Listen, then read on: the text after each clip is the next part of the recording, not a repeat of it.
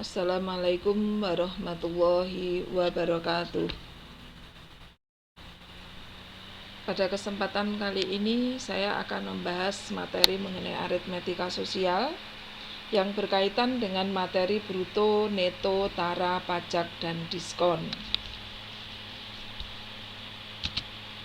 Tujuan dari pembelajaran materi ini yang pertama, siswa dapat menentukan tara jika diketahui bruto dan prosentase tara. Yang kedua, siswa dapat menentukan neto jika diketahui bruto dan prosentase tara. Yang ketiga, siswa dapat menentukan bruto jika diketahui neto dan prosentase tara. Yang keempat, siswa dapat menentukan harga barang setelah kena pajak jika diketahui harga awal dan prosentase pajak.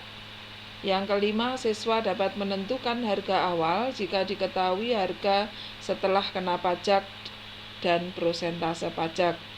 Yang kelima, siswa dapat menentukan harga setelah mendapatkan diskon. Dan yang ketujuh, siswa dapat menentukan harga awal jika diketahui harga setelah didiskon dan besarnya prosentase diskon. Untuk materi yang pertama mengenai bruto, neto, dan tara. Yang pertama bruto. Yang disebut dengan bruto itu adalah berat kotor. Misalkan kalau ada satu bungkus jajanan, maka yang dikatakan dengan bruto itu berat isinya dan berat wadahnya. Kemudian kalau yang disebut dengan neto, neto itu berat isi atau berat bersih. Kemudian kalau tara itu berat wadah atau berat bungkusnya saja. Secara umum dirumuskan bahwa bruto atau yang dinotasikan dengan B itu sama dengan neto yang dinotasikan dengan N ditambah dengan tara atau yang dinotasikan dengan T. Dari rumus tersebut kita bisa menurunkan rumus untuk neto itu sama dengan bruto dikurangi dengan tara, dan besarnya tara itu sama dengan bruto dikurangi neto. Kemudian besarnya tara itu sendiri sama dengan persentase tara dikalikan dengan bruto. Dan persentase tara, persentase neto itu dihitung berdasarkan dari nilainya bruto. Dirumuskan persentase tara itu sama dengan tara dibagi dengan besarnya bruto kali 100%. Sedangkan persentase neto itu sama dengan neto dibagi bruto kali 100%. Bagaimana contoh dari penggunaan rumus-rumus tersebut? Sebagai contoh misalkan seorang pedagang membeli 8 karung beras dengan bruto masing-masing 100 kg dan tara 2,5%. Berapakah pedagang ini harus membayar jika harga beras tiap kilogram Rp10.000?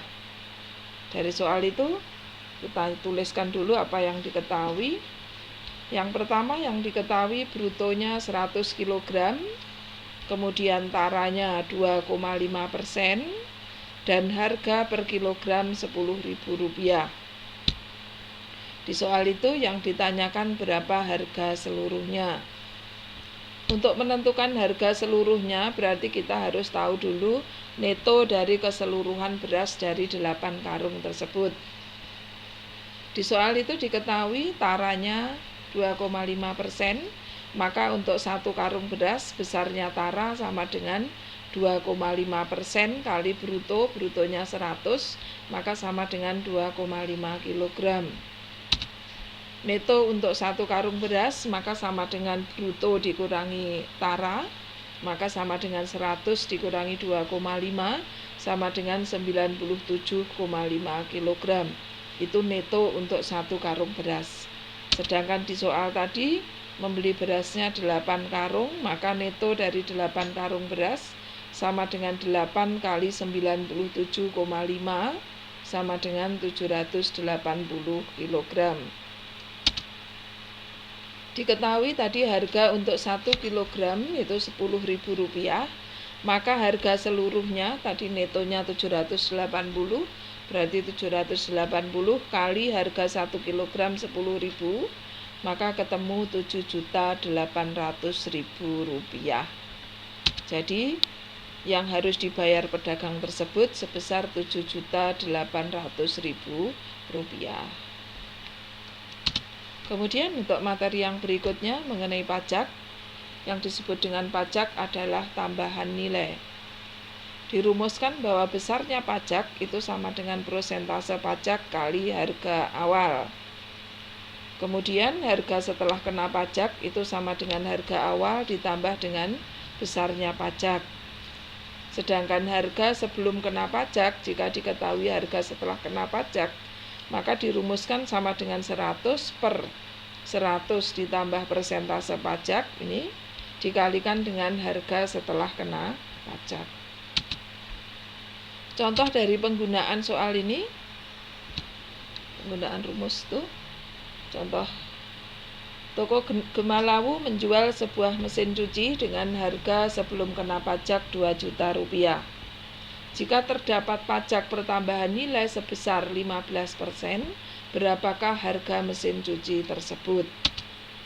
Dari soal itu berarti diketahui harga awalnya 2 juta, kemudian persentase pajaknya 15%. Ditanyakan berapakah harga setelah kena pajak. Kita cari dulu besarnya pajak. Besarnya pajak itu sama dengan persentase pajak kali harga awal, maka sama dengan 15% kali 2 juta. 15% kita ubah menjadi 15 per 100 kali 2 juta. Kita sederhanakan di sini. Yang 2 juta dibagi dengan 100 ketemu 20.000 kali 15 sama dengan 300.000. Itu besarnya pajak. Maka harga setelah kena pajak tadi dirumuskan sama dengan harga awal ditambah pajak, maka sama dengan 2 juta ditambah 300.000 sama dengan 2.300.000. Jadi harga mesin cuci tersebut setelah kena pajak itu sama dengan 2.300.000. Kemudian untuk materi yang berikutnya mengenai diskon. Diskon adalah potongan harga.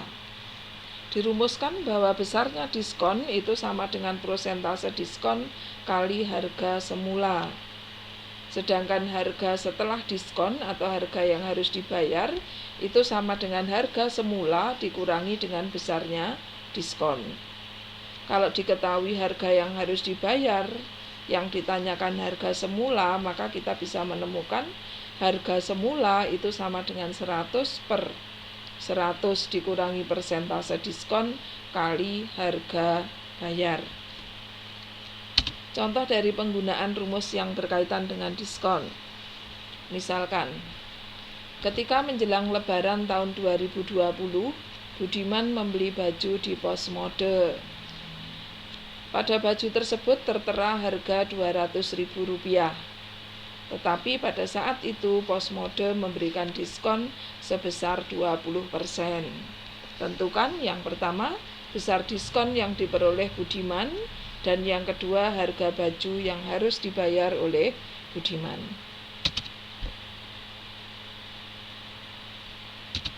Untuk menyelesaikan soal itu kita tuliskan dulu apa yang diketahui. Tadi diketahui yang pertama harga awal sebelum kena diskon 200.000, kemudian ada persentase diskon 20%.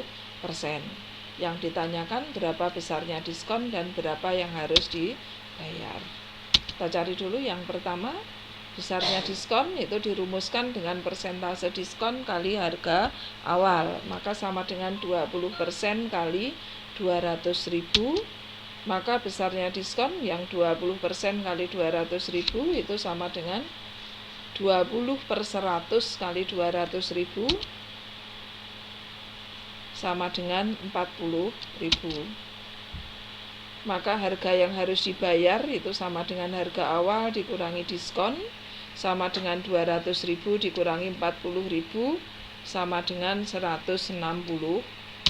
Itu harga yang harus dibayar. Jadi Budiman setelah mendapatkan diskon, dengan diskon sebesar 40.000, maka hanya membayar sebesar 160.000.